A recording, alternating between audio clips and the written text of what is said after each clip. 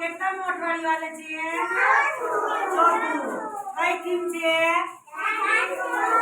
ઝાડની છોડ. જો મેં તમને બધાને ડાળી દીધી છે. આપણે છે ને ઝાડ બનવાનું છે. શું બનવાનું છે? જો હું ખંજરી વગાડીશ, ધીમી ખંજરી વગાડું, મારા હું જો હું તમને પહેલા બતાવી દઉં. ધીમી ખંજરી વગાડું એટલે આવી રીતે આમ થવાનું, ધીમું ધીમું હલાવવાનું. શું? પછી બહુ ખંજરી હલાવો એટલે બહુ હલાવવાનું. કેવી રીતે? બહુ હલાવવાનું. પછી પાછું ખંજરી ઉપર ધ્યાન દેવાનું છે તમારે. હો, ધીમું હલાવો એટલે ધીમું ધીમું ખંજરી વગાડવું, આમ ધીમી ધીમી.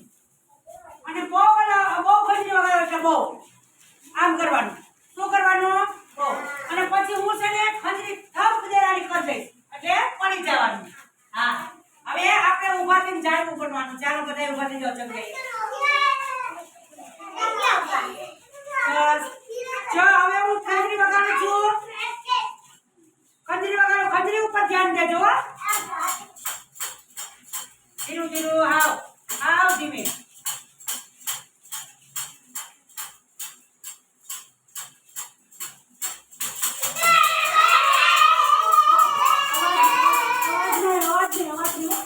ખાલી ઝાડ હલાવવાનું, અવાજ નથી કરવાનો. હવે જો ખંજરી ઉપર ધ્યાન દેજો.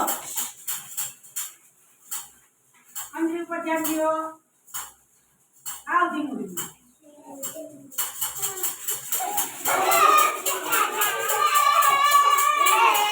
હવે જો હું કરું છું ધ્યાન રાખજો.